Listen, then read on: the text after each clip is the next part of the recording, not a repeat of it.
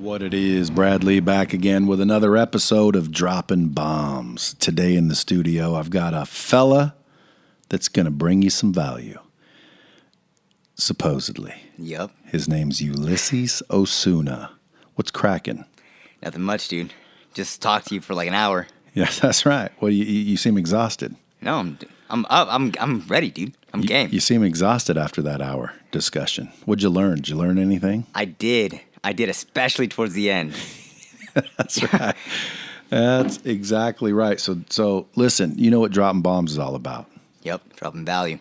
That's right. We're going to drop some bombs. What that means is we're going to shoot the shit, talk about problems, challenges, situations that people may be having, you may be having, shit you're noticing, things that you've solved, things that maybe I solved. And who knows, through the conversation, people listening might accidentally pick up a little nugget or two so they can drop the bomb on their frickin' roadblock, blast through their problems, and progress in life. You dig? I dig it. And if you say anything worthwhile, I'm going to drop a bomb on it. Like that. If you don't say anything worthwhile, you won't be hearing many of those. But that's up to you. But what is up to me is when I drop them. So you can try your best if you like. I will. I hope you do, because the whole point of this conversation is to bring some knowledge.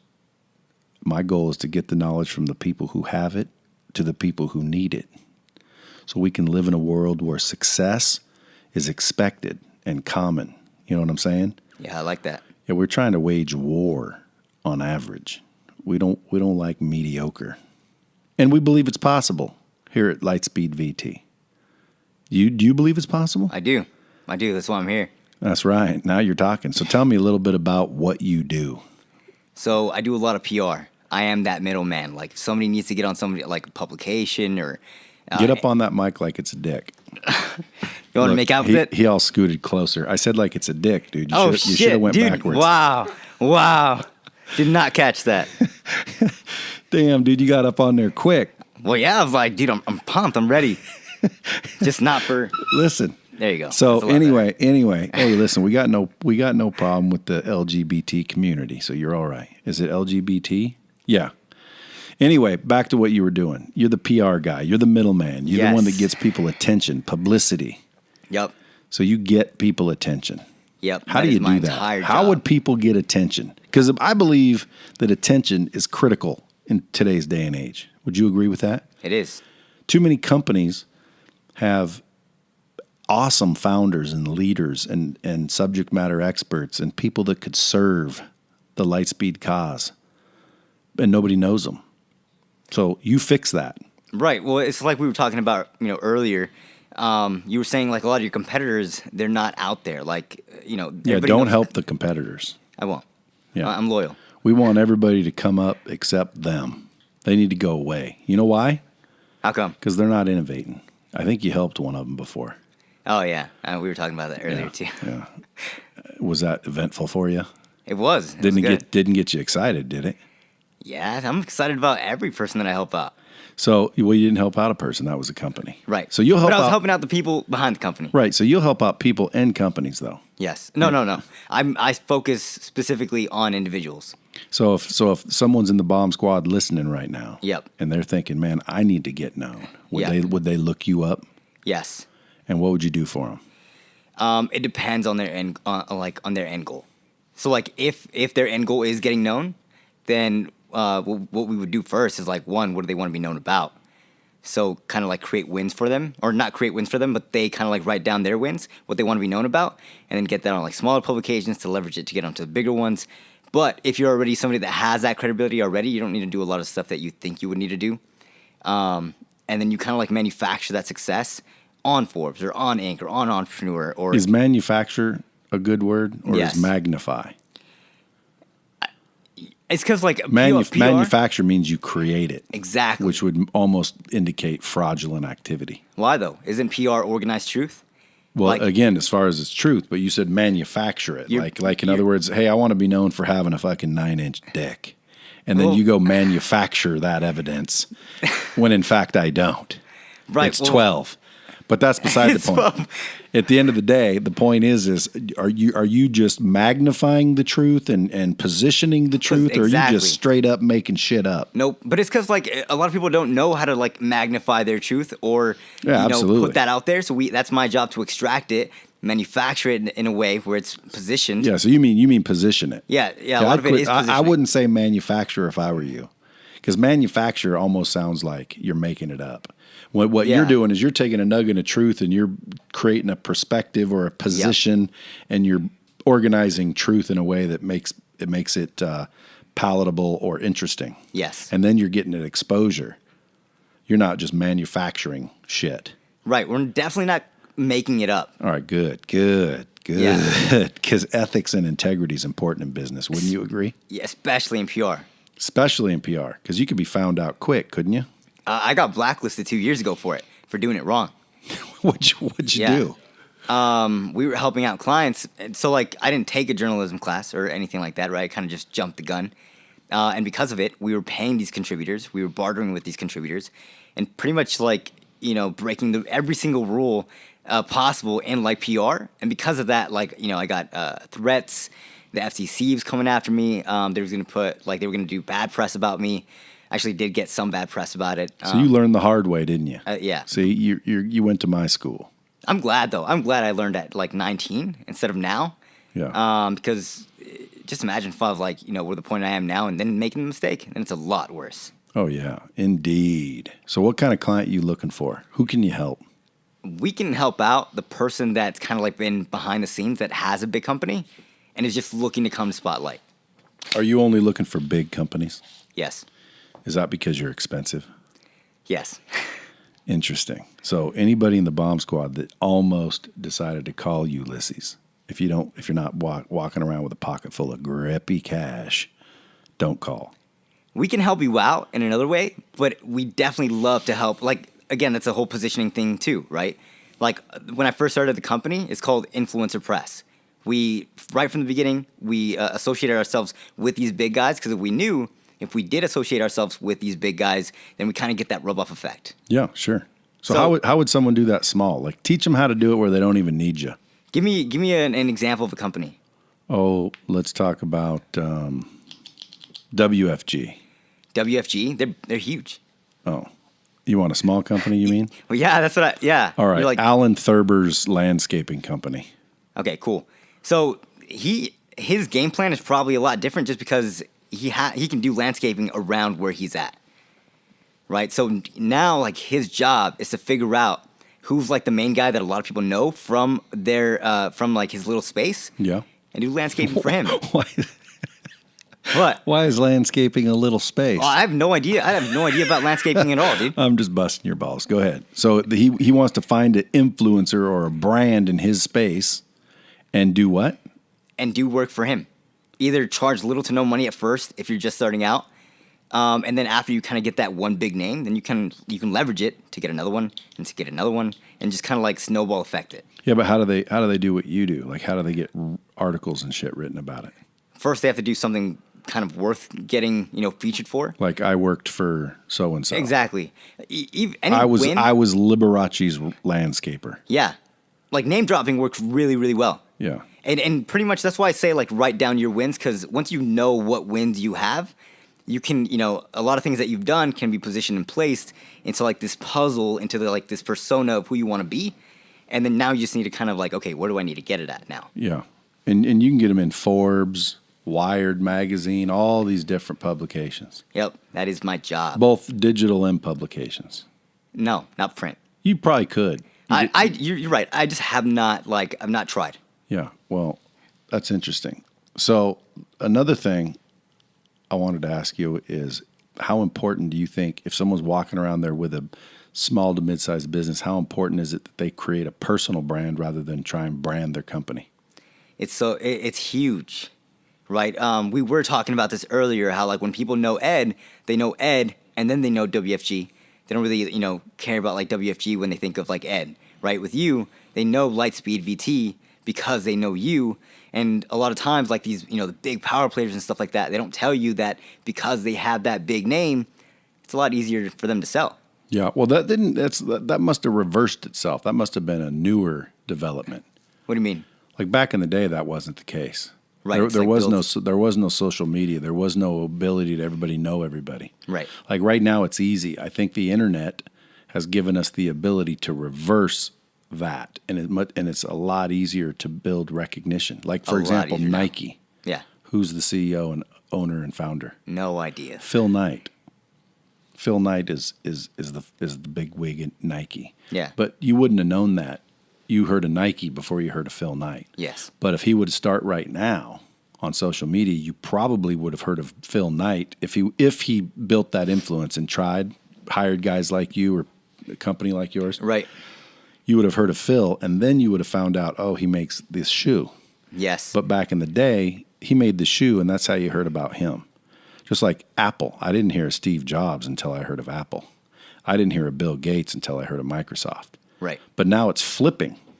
Yeah, you know for sure. For sure. Like, especially with that shoe, like a lot of people fork out a lot of money for Yeezys, which, because they're associated with Kanye West, not because, like, I have no idea. They might really love the shoe, but I know he has... they wouldn't even have bought the shoe if just a shoe came out called Yeezys. Right. Right, yeah, like they're buying it because it's associated with Kanye West. Like, they know about it because of him mainly. Right. So, because he's that personal brand, so he's able to sell a shoe line. Yep. I agree 1,000%. It's just interesting how it switched now, because before there wasn't a social media or a avenue in which to get yourself personally known to then introduce your company. You had to build the company and then introduce yourself. Shit's changing, wouldn't you say? Yeah, I didn't live in that era, so. How old are you? 21. 21 years old and already ripping it up. You get to hang out with all the influencers and bigwigs, don't you? Thank you. Yes. Huh? Do you? Yep. I look a lot older, though, because of the beard. You say I have a baby face. You don't look older. Dude, you're probably one of the few people. You look like a 16-year-old with a beard. Wow, that's great. That's great news, dude. Yeah, like if you didn't have that beard, I would card you for alcohol. You probably would. And you just turned 21, so you act like you're 50 or something. Is that good? Yeah, 21, dude. You got a head start. Most 21-year-olds are still going to college thinking that's the answer. Yeah. What do you think about college? I dropped out a long time ago. I hated it. A long time ago? Like when you were 10? I dropped out like maybe 2-3 years ago. That's not a long time, dude. That's a long time for me. Dude, I've been drunk longer than that. Okay, I have underwear older than you. At the end of the day... You keep it for that long? Yeah. Fuck yeah, dude. They're my favorite pair. But seriously, dude, you're ahead of most, I would say. Most 21-year-olds ain't rocking. Thank you. They're not running around with influencers. They don't have a business started. They're still wondering what to do. They're still figuring out where to get a better deal on an eighth. They're heading to see what kind of chicks they can get. Dude, my age is such a luxury and and leverage point. I won't have that leisure forever. Yeah, why do you think that is? One, people love it that they're a teenager or whatever. They just turned 21, so like you're doing stuff, so they'll cut you some slack. Like 2 years ago when I got blacklisted, I got a slap on the wrist. It could have been a lot worse if I was a decade in business, if I was a lot older, because I should have known better. Yeah. Right. So because of my age, because of my I was naive, I got a slap on the wrist for it. Like, yeah. Now see, some people would look at that as a weakness. See, an age? Yeah. Heck no. Like, oh, dude, you're just a kid. You don't know any better. We're not hiring you because you don't know any better. Right. When in reality, you could turn that into a strength. Yes. And I have the whole life. You see any, like when you deal with people, any challenges and problems or stupidity that they're pulling that you could warn people not to pull? I feel like for me, the credibility factor is kind of there already, so we don't deal with that as much anymore. But a big obstacle that we used to get was, why would I hire you over a competitor? What was your answer? So my answer was strategic media placement for us. So for example, we have a competitor. We had one. He did press for Alex Sharfin, Anik Singhal, a bunch of Russell Brunson. So that was our competitor at the time. So they would be like, why would I choose you over them? So we got an article placement that says $1 million PR companies look to this 20-year-old for advice, where we specifically stated where that other company asked us to buy them out And they also asked us for advice, and where we have all that proof and all that type of stuff. So every time they would come with us with that objection, we had the perfect response to it, where I didn't personally have to say like, oh, it's because we have better features, or we're quicker. It's like that the prestigious publication will say it for me, Which was the Huffington Post at the time. Which was why go with you instead of the other guy? And your It's basic because like the answer other guys was, comes to us. yeah. So you're coaching the other guys was basically what your answer was. Nice. That's a strong one. Thank you. Who's your crew here? This is Nathan. This guy's my podcast guy. So like just recently we've been doing like a ton of podcasts and speaking engagements and stuff like that, because like we did it for clients, but like now it's time for me to kind of come out. Yep. So he's been helping out a lot with that. That's Mikey. That's Truman. I've always kind of wanted to work with these guys because they were kind of like under, kind of contract, or I don't know what it was, but they would only work with Gerard Adams, and they would do the series for like Leaders Create Leaders, which, Ed Milet's going to be on it because they just did an interview not too long ago. So like now. Ed Milet's cool, folks. Amen. Isn't he? Yeah, he is. Did you get to spend some time with Ed? No, we talk on the phone, but Yeah. I have not met him in person. Nice. Oh, Eddie Milet, folks. And according to his podcast opening, it's Ed Milet. Yeah. It's the Ed Milet Show, where champions come to win. Dude, I was saying, like, you have a great, like, voice for voiceovers. Yeah. You probably go on Fiverr and have it be a side I gig. do. It's a side job. It's my side hustle, dude. I'm the one that said Ed Milet. Welcome to the Ed Milet Show. No, unfortunately, I don't do any side hustles on Fiverr. If there was a platform called An Extra Million, I might do some work. Yeah, maybe, huh? Yeah, I'm not going to do it for $5. Isn't that what Fiverr is? Yeah. Everything's $5. Not anymore. It used to be. What's it now? They can charge whatever they want now. So it's not Fiverr anymore? That's the business name, but it's not. You can't just get anything for $5 anymore. Oh. It used to be. That was like the only thing you could do, and then upsells, but not like that anymore. I got you. So, dude, you married? No, I wish. I'm just do? kidding. No, I don't. You looking for love? No, I'm not. So let me ask you this. Yeah. People are listening. Yep. I got doctors, lawyers, entrepreneurs, successful, multimillionaires. Ed's listening. Yeah. Andy Frisella listens sometimes. Not always, but sometimes. I caught him. What would you tell people that anyone can use? Like, give them a tip about, hey, man, they're out there grinding, hustling. They want to get it to the next level. Yeah. What's a real quick hack to get somebody some exposure or some business that most people don't know about that you normally charge for? Yep. Give it free to the old squad. Cool. Well, here's the thing. If you can control what people see about you, then in a way you can almost control what they think about you. So you don't have much control on these bigger publications because there's just, it's a massive agency, right? You don't have that final say. But, when I was talking to you earlier, I was talking about how we, created this entire persona of this guy that had no proof of nothing whatsoever.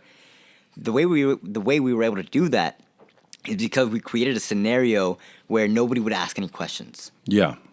Right? It's like off the top, like, if I send you something, and like there's no doubt in their head that this guy is legit. Yep. But you can only think that if we had already, pretty much created whatever it is that we wanted created, and that's why you believe that. So that's why I say, like, write down your wins, because you want to, whatever it is that you want to be featured for or known for, you need to get exactly what you want written in an article and with your name in the headline and your picture and all that type of stuff.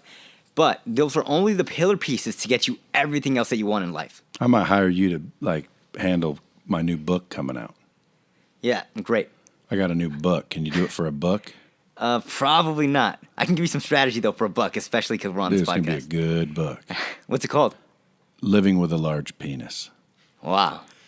I feel like I've gone through that, dude. That's some funny ass shit. No, I'm just messing with you. No book yet. But so ultimately, how would what's the hack? What can they do? Like, The hack is you're looking for 3 things when you want to get featured.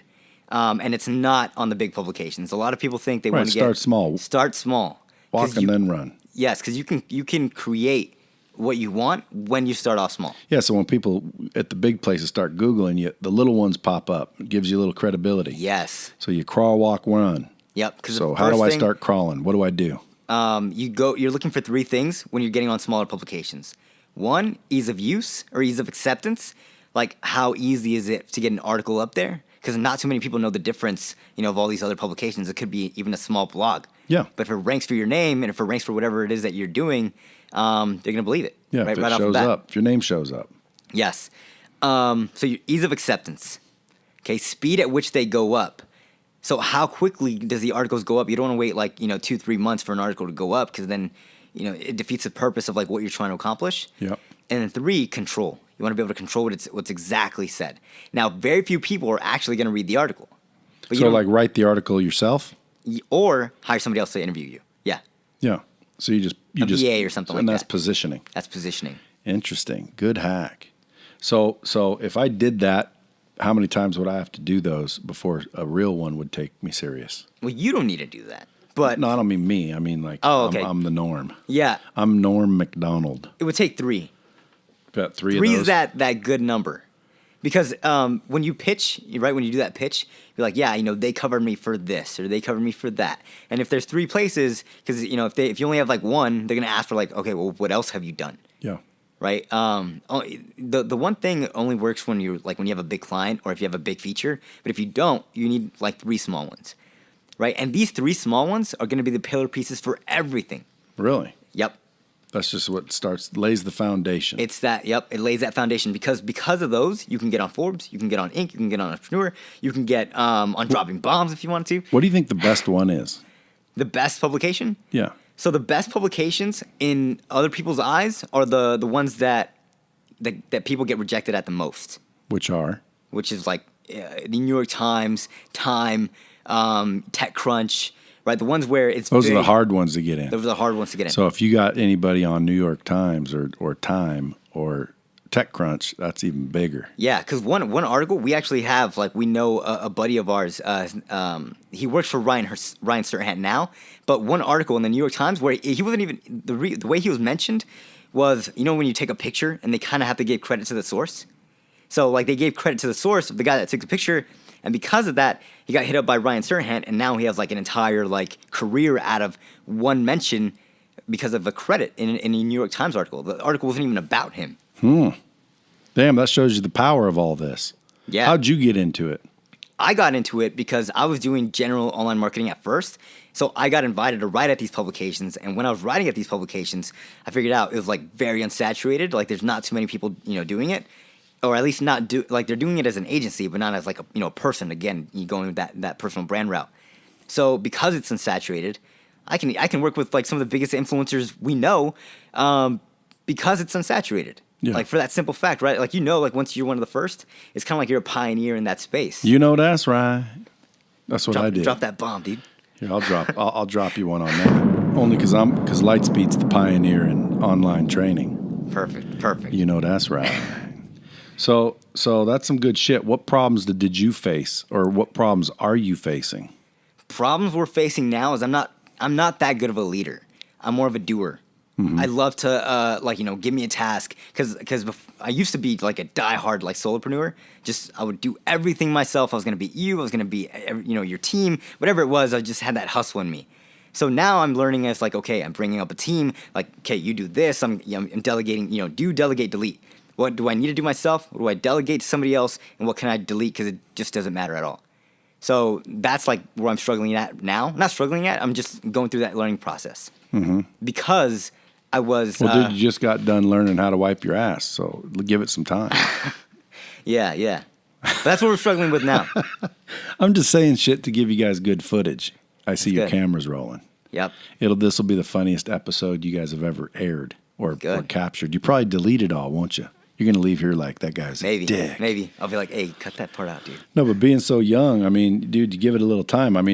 Before you even got here, where I was in my think tank where I just have all white walls, remapping out this entire company, remapping out our culture, remapping out our brand, our brand, yeah, and our mission and our vision and what are we doing here and why are we here? Because I'm going to try to create a better culture. Most people don't understand culture to the point, especially when I was young, dude. I just started learning it, but that's only because I'm a savant. I should have learned it 20 years ago. But I'm like you, dude. I just do. I built this company by doing. I didn't know shit.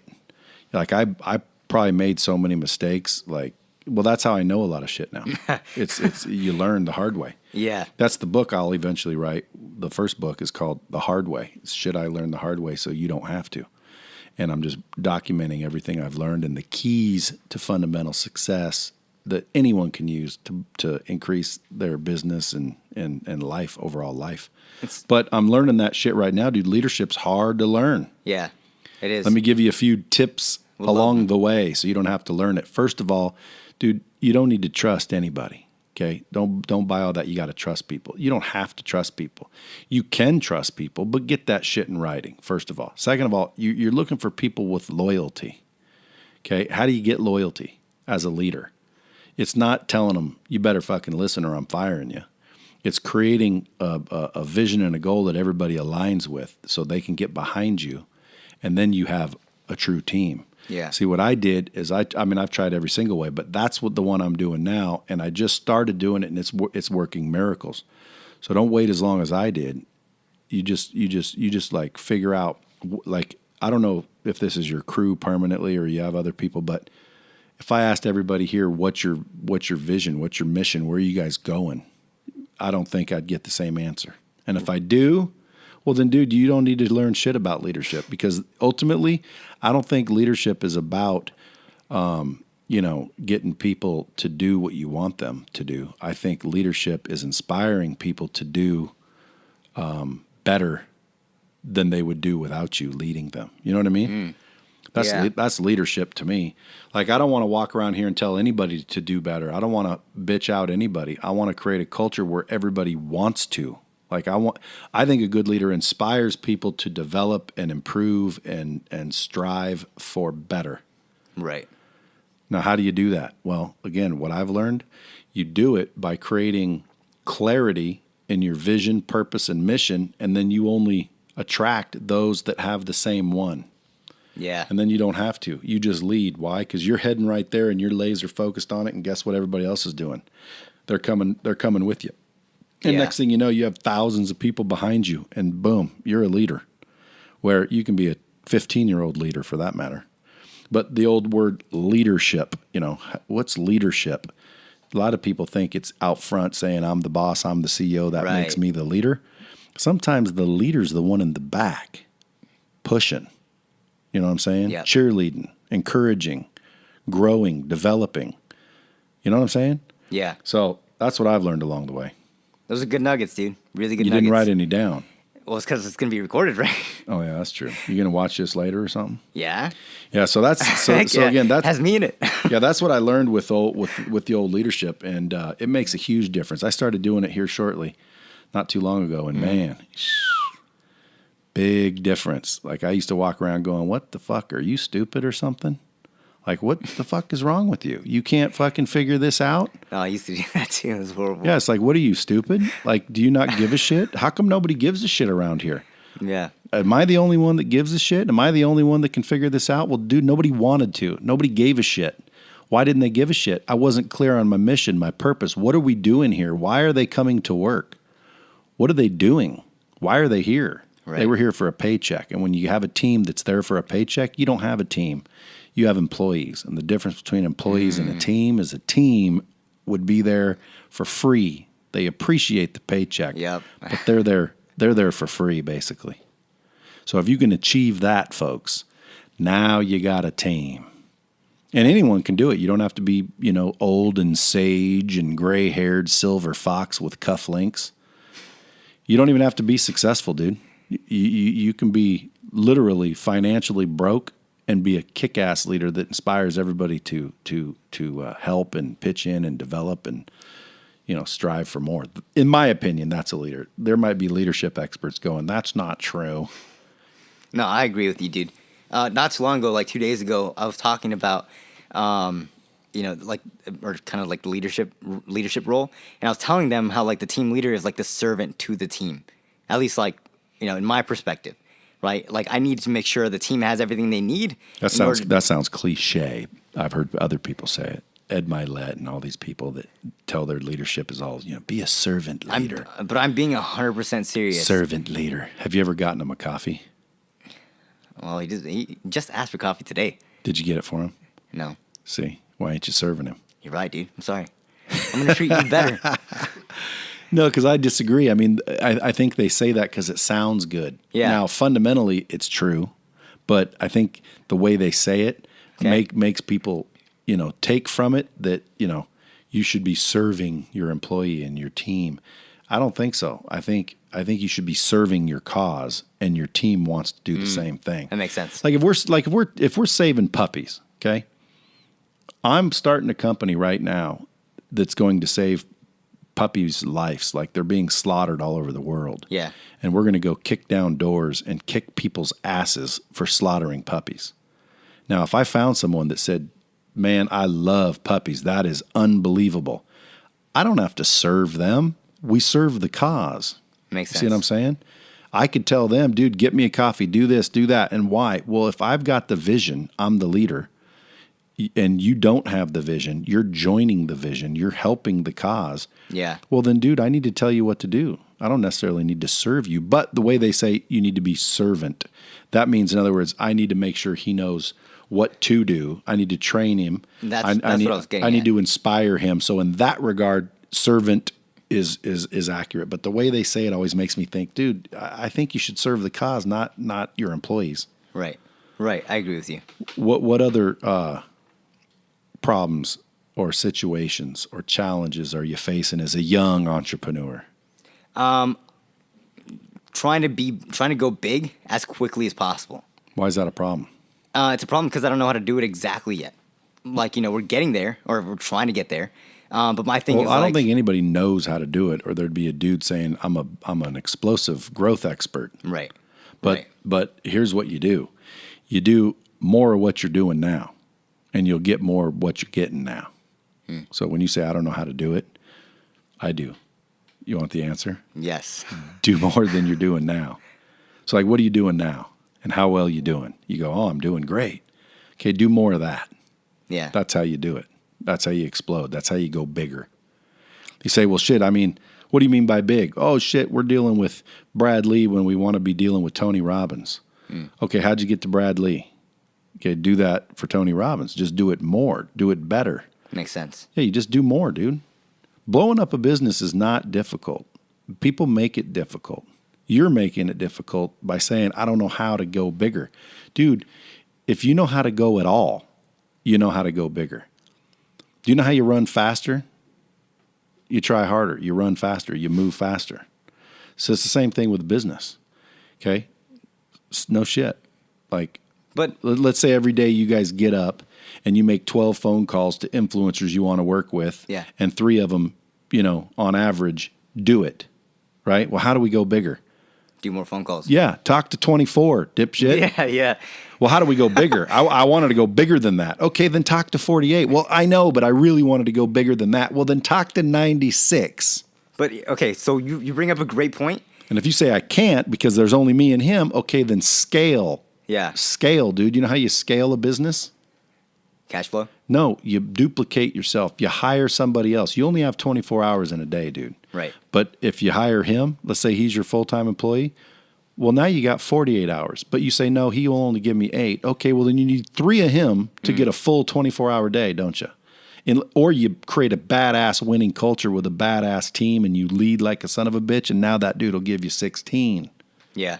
So now you only need 2 to get to 32. You see what I'm saying? But most people are afraid to scale. You know why they're afraid to scale? Because they're afraid to spend money. You know why they're afraid to spend money? Because they were taught wrong. Money's worthless without spending it. Do you realize that? If I gave you $1 million, said, here, dude, hold on to that. You can't spend it.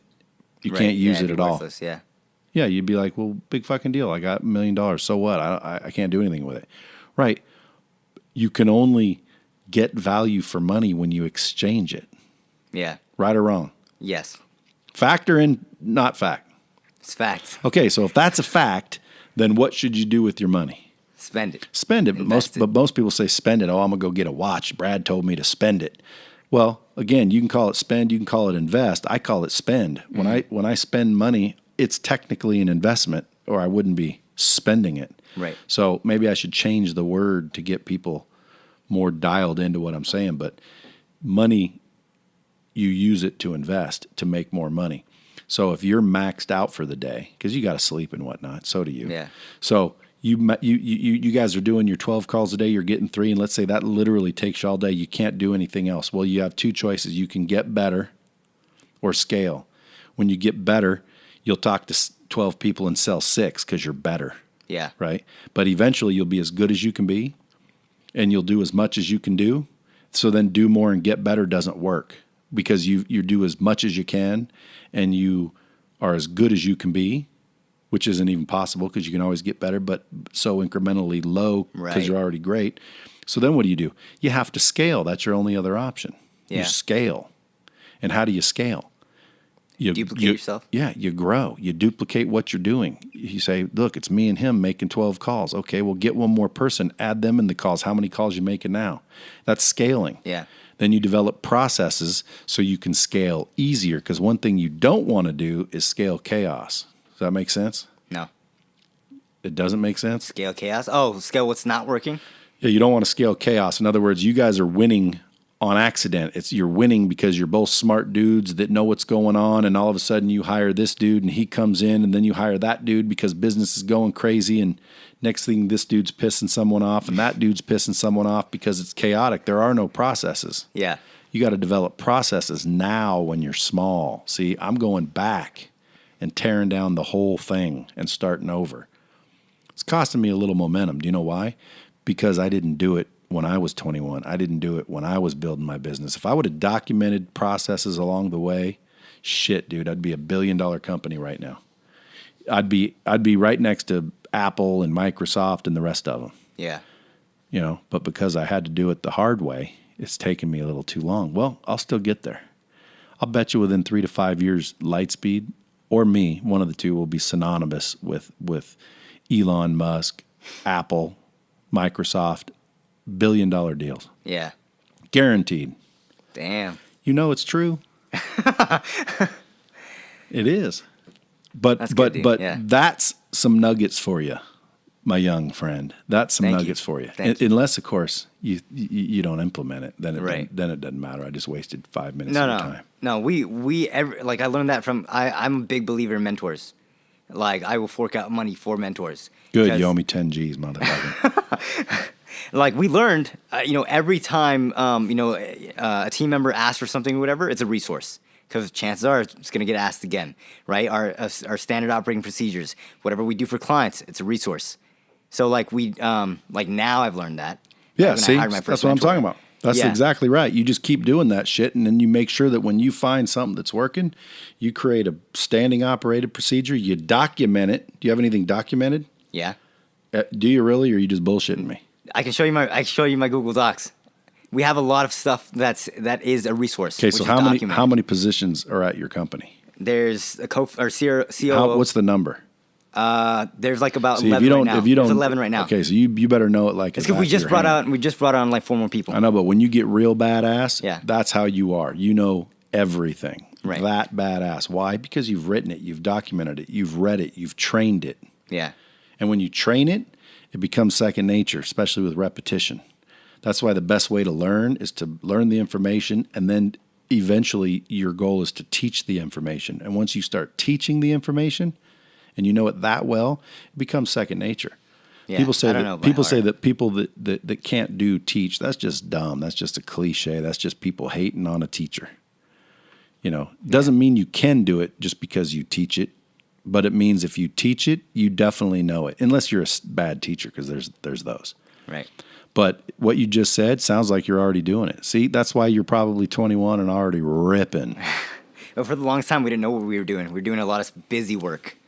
For the longest time, like 2-3 years. I know. It's all relative. Like you but- did busy work for like 4 months straight, well, without a break, well, for no 2 vacations. Yeah, we did a lot of stuff that didn't matter. Like we didn't focus on making money. We didn't, because when I was doing website design and stuff, I was like just doing a lot of stuff for free. We didn't know how to scale. We didn't know how to do a lot of the things, and that's why I contribute a lot of my success to mentors, because they told me, or they kind of taught me what actually matters and what doesn't, like Yeah. what moves the needle. What's your goal? What's your end goal? My end goal is to be like the one. So kind of like the 21-year-old that's kind of aligned with like Bradley, with Grant. But you're only with 21 Ed. for a year, dude. But like I meant like the age, like how everybody's kind of like up there and they're like they're massive and stuff like that. My goal is to be one of them at a younger age. Well, I get you. Well, again, I mean, unfortunately, usually to get that big, it's either luck, lottery, or time. Like if you win the lottery, Right. or you get lucky, or you're just really badass and unique. Because again, people can do it. It's just not normal. Normally, it takes time, dude. When I first started this shit, I thought 90 days, I'm going to be filthy rich. The whole world will know who I am. That was 20 years ago.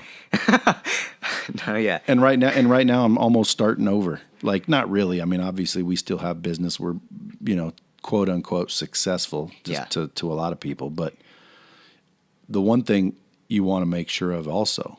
See, I'm gonna start bombing because, dude, I'm dropping bombs. Dude. I'm just giving you nuggets, dude. I should charge your ass. I know, free mentorship session right now. But don't be fooled by success. You see, when you look at people and they're successful, and you think, "Oh my God, I want to be like him," dude. That girl or guy could be the biggest fucking idiot on the planet, and they're winning because their product's good, or their team's good, or their marketing's good, and they're soon to fail. But and yet you're modeling yourself after this idiot because they're successful. That's being fooled by success. And a lot of people fool themselves with their own success. Yeah. See, I'm smart enough to know that, dude, this culture ain't working. I get people coming here going, dude, you got a strong culture. I love your culture at Lightspeed. Well, then they don't understand culture the way I do. Or I don't understand culture. Either way, it's wrong. Like our culture's cool, but it's not a cult-like following. I don't have people stay until midnight trying to help spread the word. I don't have people sitting here just freaking so passionate about making the best training on the planet. Why? Well, because I wasn't clear with my message. I wasn't clear with my goal, or I attracted people that weren't aligned with the same thing. And that's when you get a cult-like following. You know what I'm saying? Yeah. And that's when you have a badass culture, at least in my opinion. So I'm not fooled by success. I could retire right now and probably not work ever again. But I didn't hit my goals. I didn't make a big enough impact. I don't have a Wikipedia page yet. Not yet. Does Elon Musk? I'm pretty sure, Does Bill Gates? Yep. Does Steve Jobs? Yep. Well, I'm the closest thing to Steve Jobs you'll ever see. According to that song, huh? Not just that song, it's fact. I think Steve Jobs' brilliance was he knew what people wanted even if they didn't. Like if I gave you a flip phone, which is what the coolest phone was at the time, or maybe one of those, Palm Pilots or whatever they were, before the iPhone came out, you wouldn't have never explained the iPhone. If I would have said, dude, I'm going to make you any phone, if I were Apple and I said, dude, I'm going to make you any phone you want, tell me what you want, you wouldn't have fucking made the iPhone, bro. You wouldn't have made iTunes. You wouldn't have made the App Store. You wouldn't have understood apps. You wouldn't have thought of any of that. Steve Jobs thought of it. Why? Well, because he, I think, was brilliant at knowing what people need or want without them knowing it. And that's, to me, is innovation. And that's me. I'm making shit that you don't even know you want, which makes it twice as hard to sell. So thankfully, I'm the best salesperson on earth. Because it's twice as hard to sell. Yeah. Like if I approach you with a product that you don't know you want, is it harder to sell or easy to sell? Yeah, it's harder. Yeah, but if you know you want what I got, well then shit, it's easy. If you're looking for what I have, then it's easier. Right. So it's a two-edged sword, man. Two-edged sword. But don't be fooled by success, bro. You get too successful too young, and all of a sudden you think you start knowing everything, and guess what? You don't know shit, and you're about to fail, and you don't even know it. Or you are failing compared to what you could have been doing, and you wouldn't even know it. Which is what happened to me, dude. Like, I should be a billionaire already.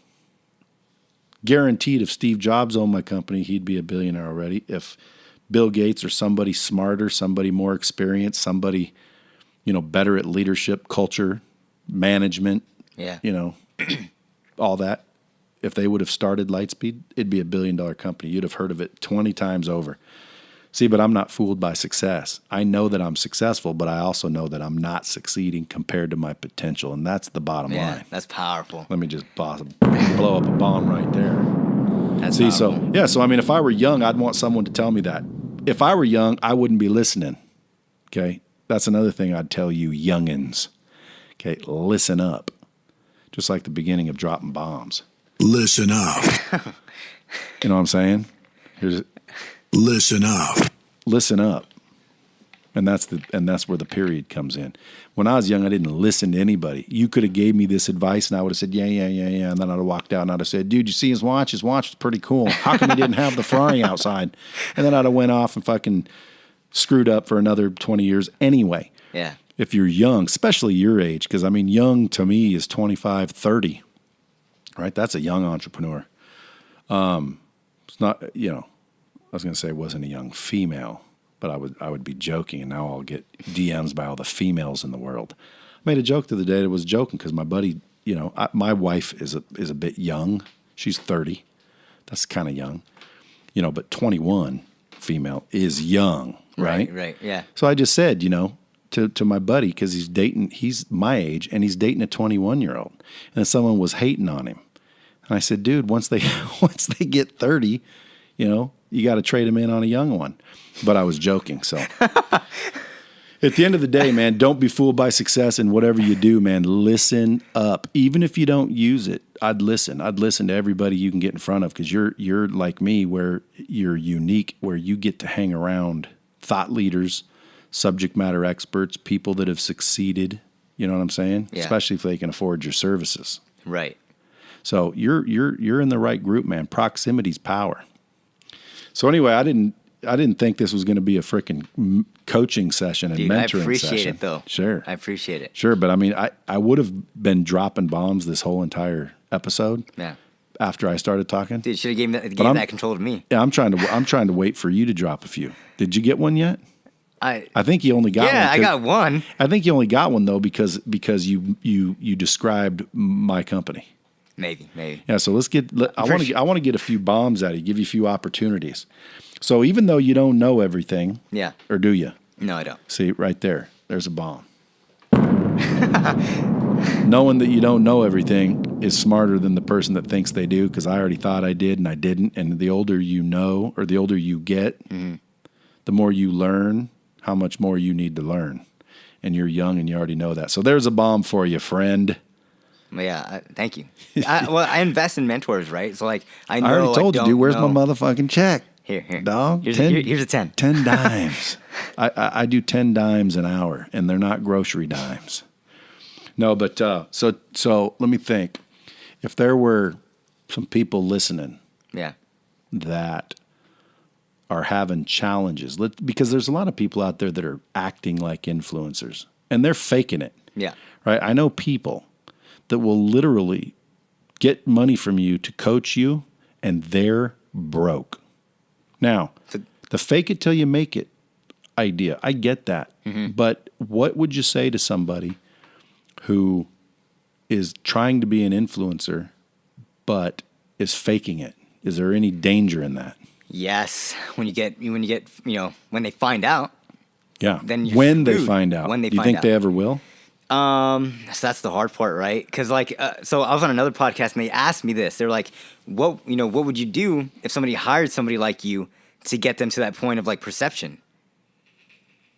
And that I was like, I have no idea, right? You would have to have that experience that you have, to actually weed them out, or to know if they have a business or not, right? Because right now in this day and age, at least if you know what to do, it's a lot easier to kind of create that perception of who you are, and fake it till you make it and all that type of stuff. But if I were to give advice, it would be have a real business.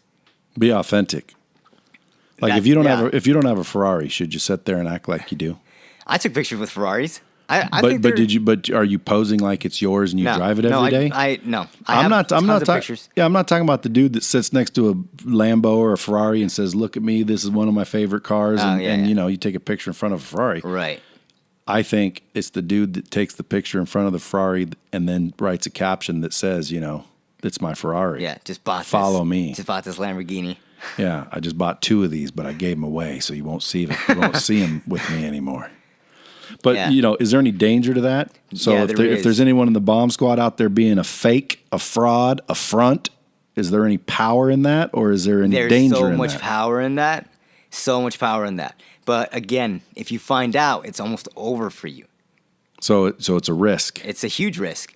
What would you recommend they do as an alternative? As an alternative, create a real business, something that creates cash flow. I know, but with all these people out in the world, experts, Yeah. they're telling you, man, show the Ferraris, show the Rolls Royces. You got to fake it till you make it. Make people think you're cool even though you're not. Mm-hmm.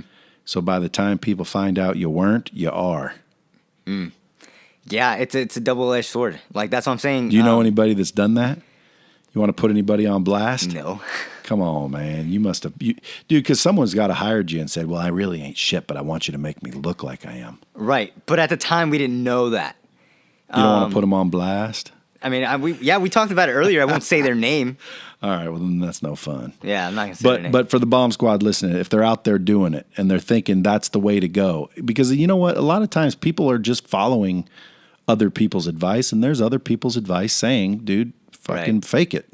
Right. Who cares? Well, what's the downside of faking it? The downside is like when you show up to, podcasts like Dropping Bombs and they figure out that you're faking it. Like, what if you'd have came over and when I said, okay, you can come on it, I'd have said, but come to my assistant's house because my office is getting painted, and you'd have came over to my assistant's house, which was an apartment. Yeah, which was an apartment.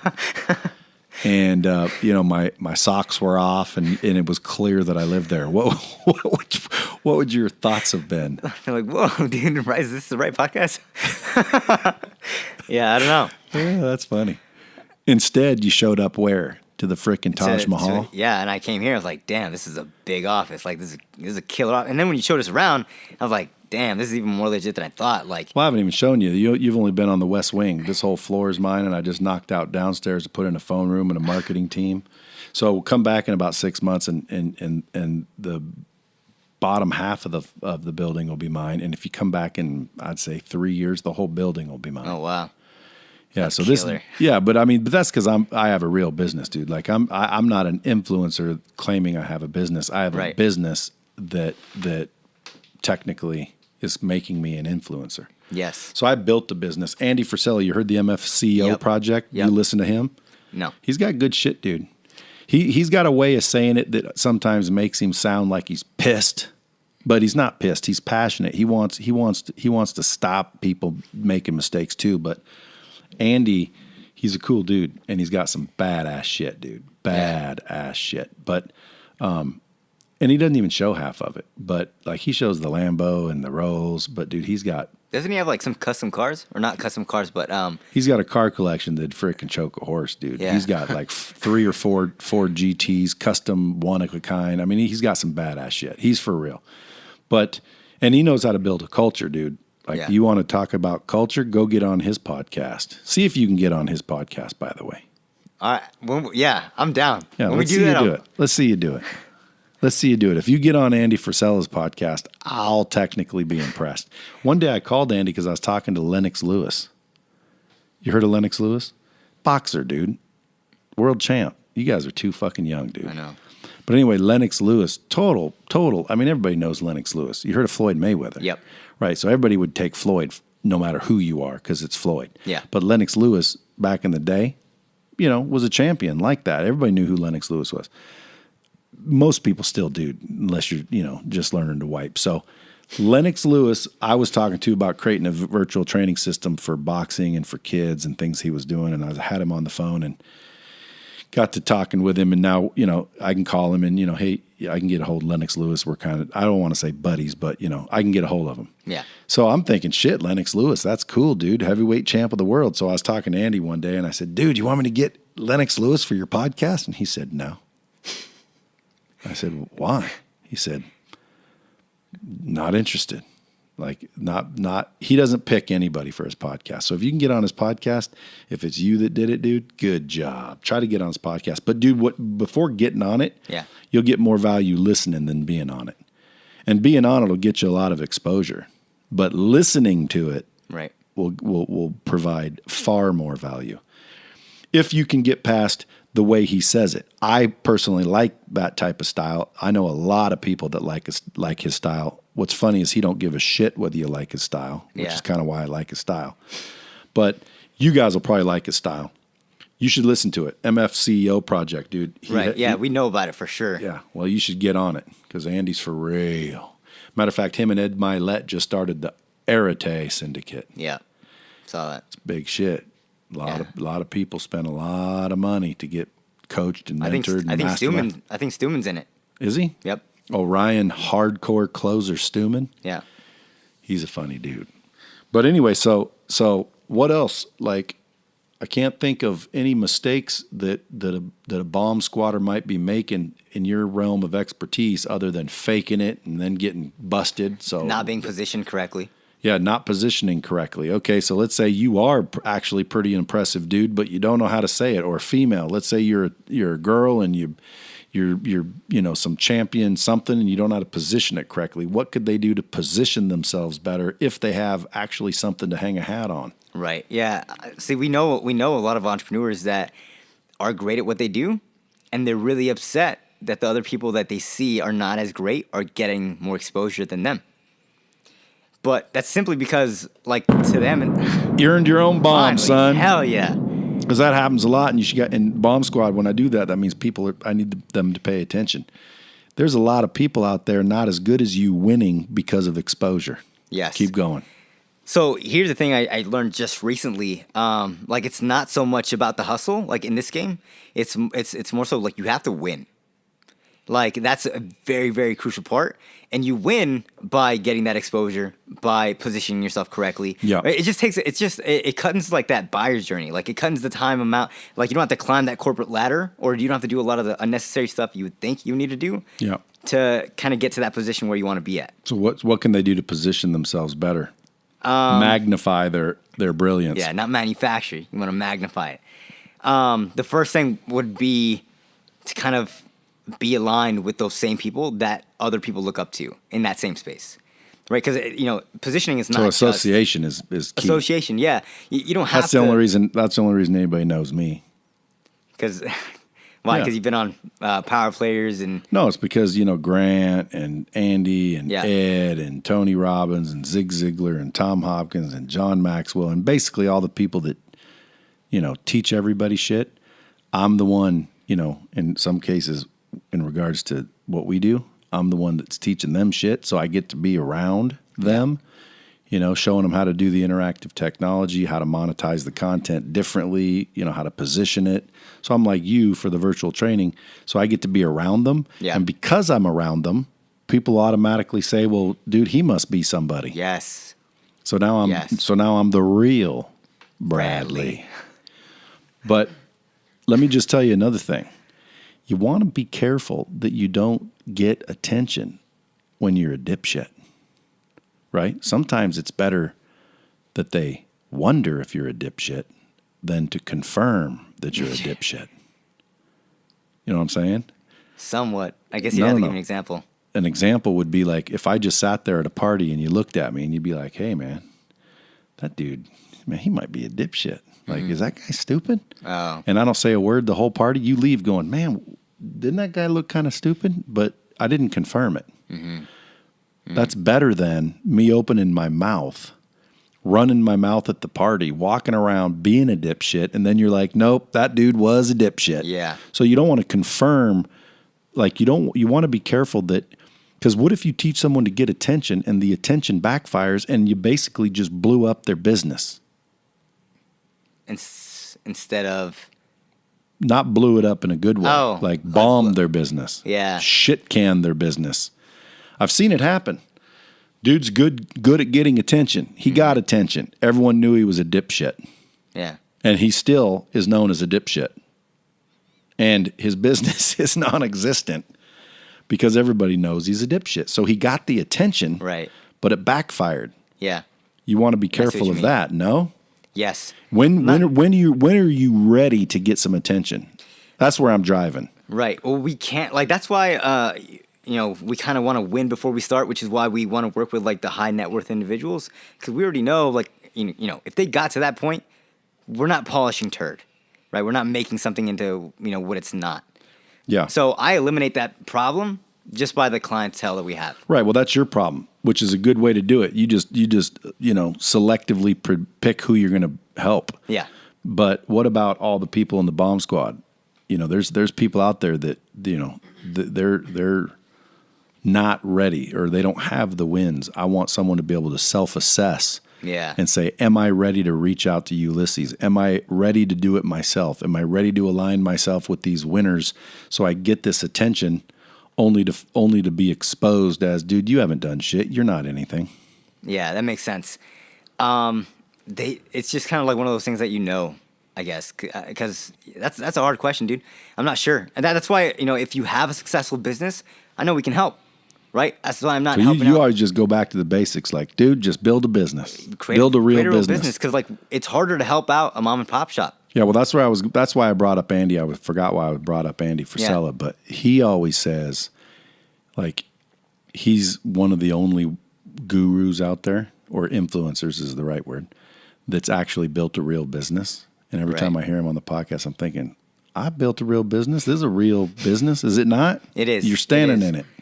This is a real business. I built a real business.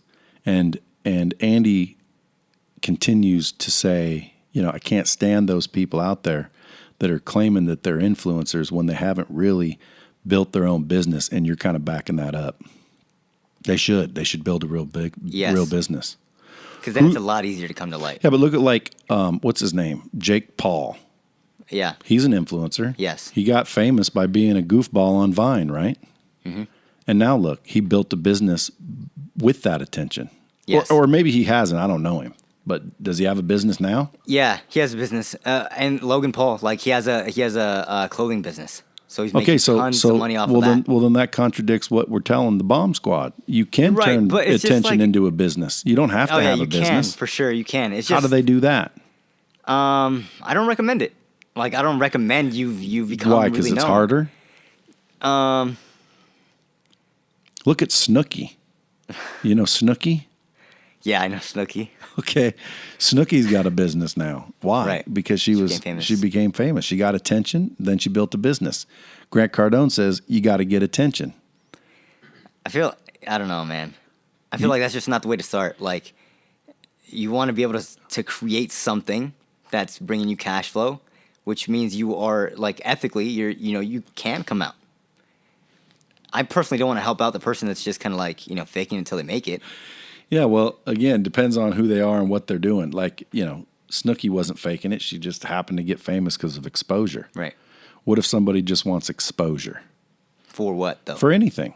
Dude, I know everybody in the world, whether they admit it or not, wants to be famous. Yeah, and that's an ego play.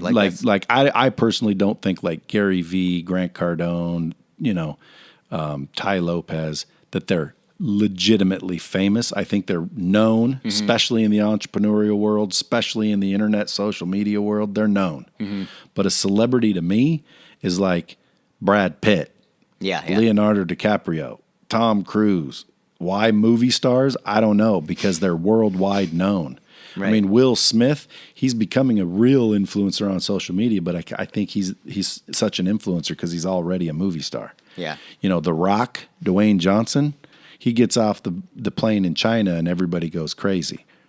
Grant Cardone gets off the plane in China and not everybody goes crazy. Yeah. Although I've been hanging around Grant at different Starbucks and people walk up, Grant Cardone, so he's definitely known. But to me, a legitimate influencer, a legitimate one, is then a celebrity. Yeah, so it's almost like influencers right below a celebrity. Yeah. What would you say? It's relative to the person kind of out there, because I know I in no way think I am an influencer like you guys at all. But for example, there's people that think the opposite of what I just said, which is today's celebrity are the influencers. Screw Brad Pitt, he's no longer relevant. The new relevance, the new celebrity are the influencers. What do you think about that? I don't agree. Yeah. But I know people think of us, or people around this space, as the influencer, which again, from my perspective, you are the influencer. Grant is the influencer, kind of right up there with that celebrity. but you're kind of there. So you're not going to look at yourself as. So if you had a choice to go on Dropping Bombs with me or on a TV show with Brad Pitt, who would you pick? Yeah, Brad Pitt. Okay, well, there you go. Then you just made my point. Would you rather go get interviewed on Power Players by Grant Cardone or on Oprah Winfrey? Oprah Winfrey, for sure. Okay. So For then sure. who's the influencer? Both. Well, yeah, both. Well, anyone's an influencer. Like if Right. you influence your children's lives, you're an influencer. The question is how big of an influencer are you? Yeah. And there's two sides going on. One, the new influencer is Gary Vee, Grant Cardone, Tony Robbins, the influencers. Yep. And I wouldn't even include my name in there, even though people do. Yep. Thankfully. But I wouldn't include it because I'm not trying to be an influencer. I'm trying to help people win and get the knowledge from the people who have it to the people who need it, so not everybody has to get beat down like I did. But the celebrities have more influence than the influencers. Yes. But they're called celebrities and they're called influencers. Why is that, in your opinion? Because I guess if I had to think about it, like the influencers influence a certain part of the world, which is like the entrepreneurial space. Celebrities, like you said, are kind of known, massively, worldwide, kind of, right? So there's just like a different level of credibility there, because they are that higher level than the influencer. But still, like you hold a huge position. Can you help anybody in the bomb squad become a celebrity? No. Can you help them become an influencer? Yes. How do they reach you? On IG at Ulyses, or email Ulyses at ulyssesosuna.com. How do you spell that? ULYSESOSUNA. Folks, you heard it from Ulysses himself. He can help you become an influencer, but you have to become a celebrity on your own. Folks, you can become an influencer, but you got to become a celebrity on your own. And by the way, some people might not want to be a celebrity, but everybody wants the result of being a celebrity. Yeah. Influencer is the new celebrity. If you ask me, it's not quite there yet, but I think that the influencer is eventually going to be a celebrity, like a legit celebrity. Yeah. Maybe not as popular. You know why, I think? Before we wrap this up, I think it's because the stage or the platform in which you're exposed. Like if I'm on a TV show every week, you see me every week, that's more attention. My Instagram, you might follow, Right. but you're not stuck to it every day. Right. But that's why I'm becoming a celebrity. But you Dropping Bombs podcast celebrity. You realize this is the #1 podcast on earth? 7 billion people download it per episode. Everybody on earth hears this podcast. Damn, dude, I'm gonna be a celebrity. And now I'm going to introduce them to you. So the only reason everybody in the world hears this podcast is because the Bomb Squad's loyal, and as soon as every episode drops, they share it and they rate it and they post it and they freaking support me. Hell yeah. Because I'm bringing them the nuggets of information. I'm bringing them people like you. So listen, I know you got to go. We've been on over an hour. This is one of the longest podcasts ever in the history of the world. Congratulations, Ulysses. Thank you. Matter of fact, it went on so long, you nearly doubled your age while you were here. Yeah. All right, buddy. So, hey, listen, Bomb Squad, go check out Ulysses at Ulysses, one S, Yep. ULYSES. Yeah. At Ulysses. That's it? That's it. Good one. You got a one-namer. Had That's freaking nice. to pay a lot for it though. On Instagram? Yeah.